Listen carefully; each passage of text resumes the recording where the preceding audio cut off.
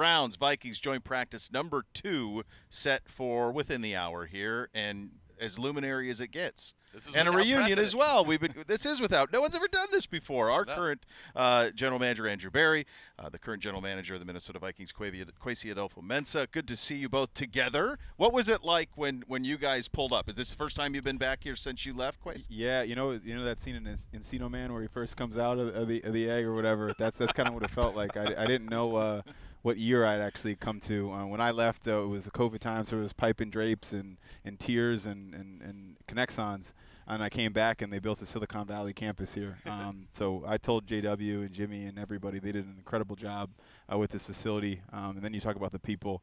I'm a proud alumni. I still, care about the Browns. Everybody here, saw the players, and I got to see Greg Newsome as a rookie, and now he's this, mature guy locking people up. JOK had signed his contract. Just, just a proud feeling. And then, me and AB talk all the time, so that I won't say this is a reunion of sorts, but just, I have such a warm feeling. This place, these people, this time in my life meant a lot to me. AB, what's it like for you to kind of have this joint practice and somebody that you brought in here and worked with and is now, a GM, and now you guys are peers and still great friends? Yeah, it's a lot of fun because, like Kwesi mentioned, we talk fairly regularly, even though we're not working together anymore. But it's always great to see your friends in person. And for me, I have an enormous sense of pride. I'm proud of him because, win the division your first year, secure the franchise quarterback, by year 3, and everything that they've been building in Minnesota, him and Kevin, really good football team, and couldn't be proud of the way he's handled and managed the organization. So you guys say you talk a lot, but you don't typically have this opportunity to be physically together and watch both of your teams. So was there a joint film session last night? Did we break this down together? What did you see here? What did you see? And then go for that? No, we planned on talking afterwards. Yeah. We'll share notes and things like that. But we're always, again, we have a lot of conversations about things. Obviously he taught me a lot about team building and how to see players. So we're going to see things the same. But it's such a great to have somebody just check your blind spots outside the building, and he's a great resource to me. I'm super grateful for it. Yeah, we all get wrapped up in our own bubble, so to speak, and it's nice to have someone with a little bit of an outside perspective that you can trust. Right. And also happens to be in the NFC, and likewise, we're in the AFC. That helps out a little bit because you can't always find those outlets to maybe bounce ideas off of or bounce perspective off of. AB, when did you think that he had this in him to lead a franchise? When we hired him, Really? I always say that we wouldn't hire someone to that position unless we thought they had the potential to run an organization, and that was clear to me when we met in Philly and got to know each other. When he was coming back home and I was working in Philly, and I really felt like he really just needed opportunity to continue to expand his responsibilities, grow his skill sets, and he would flourish. And quite honestly, he probably did it even quicker than I had anticipated. So I think you can, I think talent at times, whether you're talking about a player, a coach, or front office executive, shows itself relatively early, and it really did with Kwesi. His intelligence, his creativity, his people skills, his football acumen, very early, everybody knew he had what it took to run a team. Well, when you work for Andrew Barry, I don't know that it's like that every day. He sets a high standard for you. I think, like they say with great companies, he developed me into that. And obviously I might have had some ability that he identified, but every day he'd ask me, hey, Kwesi, if you were running a team, what would you do here? What would you do? It was a very dedicated thing that he did for me.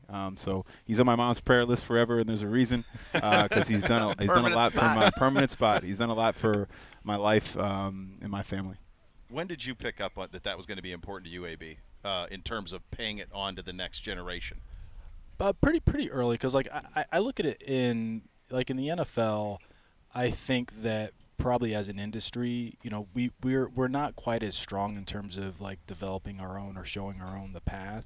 I think there are a lot of talented people out there that maybe don't get those opportunities throughout their careers to advance or grow their skill set. And I felt like I was always very fortunate because I had good bosses, good mentors that gave me responsibility, gave me mentorship, gave me opportunity at every stop. And I kind of looked at it as okay, well, I'm not doing my job if I'm not doing that for people who choose to work with me. And so that's something that's always been very, very, very, very important. And especially people who are as talented as Kwesi, like that having people like Kwesi run teams, that's better for the league. Yeah.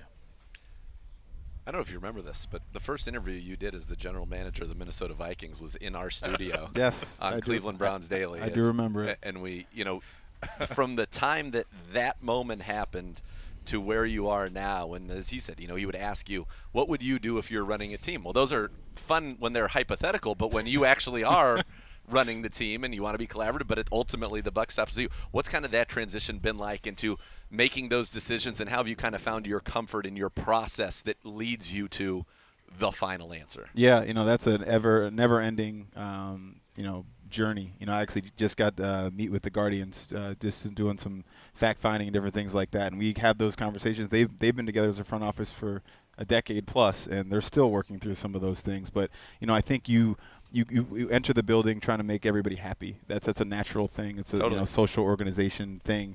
But then you realize that, hey, the buck does stop with me.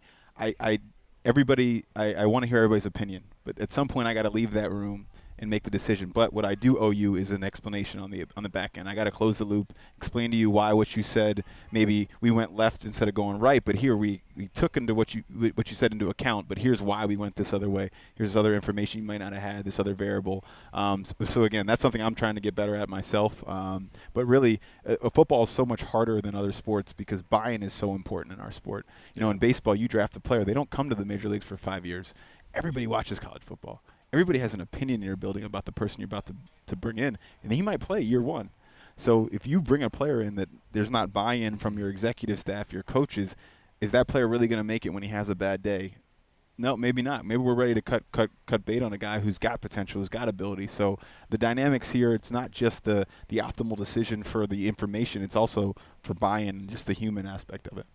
It's interesting. We were you think of all the similarities with the way that you guys think, and you bounce off each other. I remember last year we were dealing with the injury to Deshaun, and you were like, we're not having it. Like, this is football. We're on to the next. Let's go. And it was honestly an organizational mindset that quickly took over, because I remember we were doing that show that day. It felt like we were doing a funeral. And you're like, no.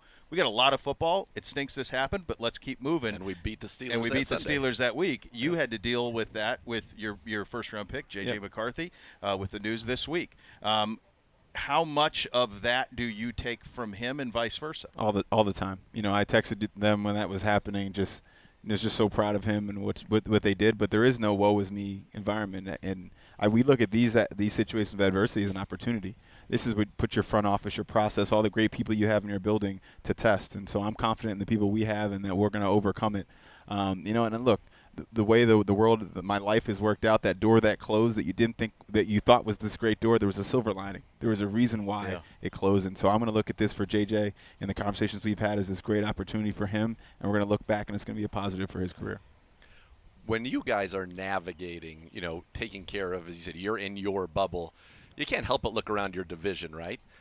What's kind of the balance of here's what we want to be, but here's who we have to be to come out of our division? And I would say the Norths are as tough. I mean, all of a sudden, we know our division, and then yours, Green Bay, Detroit was in the NFC Championship. Chicago, on the benefit of one trade and then some good moves, they feel like they have completely turned around. So how do you kind of balance, here's our focus on being the best we can be, but knowing that the ultimate path to guarantee yourself in the playoffs is to win your division? Yeah, no, it's so true. And I think we do play in the two toughest divisions. But, if you're going to do something that's never been done, why not do it in the hardest possible way? That's the way I look at it.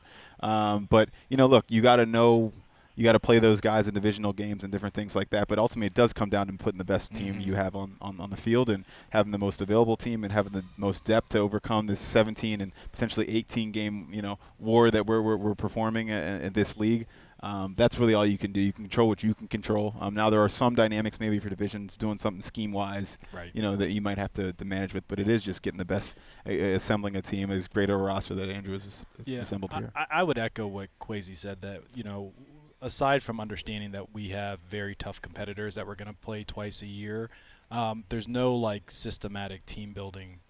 You hear is hey, build the team to the division. I don't really subscribe to that notion, because one, teams evolve. Two, if you look at our division, vastly different philosophies. Like just take the offenses, right? Like Totally. You know, Cincinnati essentially runs a spread. You know, Baltimore with Lamar. Monken has accommodated Lamar's skill set, both run and pass game, and then you have Arthur Smith, who's a little bit more traditional, you know, boot play action under center. Like there's not a one size fits all approach. And like at the end of the day, you do have 11 other games that you're playing during the year, and you've got to win as many games as possible to get. So I think at times it becomes a nice narrative. I think, you know, sometimes it's like a sense of frustration and a sense of pride when you play in a really hard division, because you're like, man, it would be nice to have, like, you know, one of those that may be a little bit, you know, but then getting through the gauntlet, as Kwesi mentioned earlier, it makes it that much more rewarding. To that end, to be a successful team, and you talked about you need to have buy-in, you also need culture. And one thing, and I can tell you, I was just talking with JOK earlier today, and he was talking about how Cleveland Browns culture is now, you know, this is where players want to play. This is where all the veterans want to come back. And he said nobody left this team that was on it last year willingly. It just wasn't able to work out. And I said to JOK, I said, I love that this is what you know. I said, but I've been here a little bit longer, and that was not always the case, just so you know. How do you – obviously, winning, you cannot have culture without winning, so it kind of is chicken and the egg. But how – I know it's so important to you. How have you kind of tried to take that and take to Minnesota and say, here's the culture that how I want our organization to be? And how do you do it more than just theorize? It's a nice thing to talk about, but to execute it. Yeah, I mean, obviously, look, watching the example, because we know what it was here before, and just watching what Andrew and Kevin have built is just something incredible. So I got to talk about my partner in crime, Kevin, as well, and that's just building a culture that's authentic to us. And just really maximizing the resources we have. We have great people in our building, football operations, the unsung heroes, all these great people. We care about people. That's a part of our culture, so that's something people want to come back to. But we're also like collaborative. We're positive people. We're competitive. These are things that just emanate from Kevin and I, and that's the culture we want to build, and we attract players that are aligned with those types of things. I think with AB and Kevin, same thing. They've been authentic to who they are, built that type of roster, and then obviously those types of players are going to be attracted to what they do here. So I think at the end of the day, your culture is just about being authentic and intentional with what you want to be, who you are as a person, and what you want to build. I just love that the Browns and Vikings are now like sister franchises or brother It's franchises. Hey, we use their we were joking. Cool. We were joking. We use them as a farm system. They hire great people. You know, Sam DeLuca. You know, somebody we brought over. I saw a lot of faces. Yep. Grigson obviously was here. He was, but Shane, a lot of just talented people. They do a great job here. The thing that I think's been so remarkable, and I'm sure you're trying to emulate it and are emulating in Minnesota, AB, you guys all row in the same direction. It's really alignment that's happened, and it's kind of like, well, what was the past? How do you know? But you got shotgun marriage. Here we go, and we're all seeing things the same way. That's pretty magical in this league. Yeah, I think when you look at all the sustainably successful organizations, probably not even just like across football or across sports, but just industry, I'd say strategic and operational alignment. Those are the two biggest things. So it's not just it's not just alignment in terms of like, okay, philosophically, how do we want to build the team? How do we want it to play?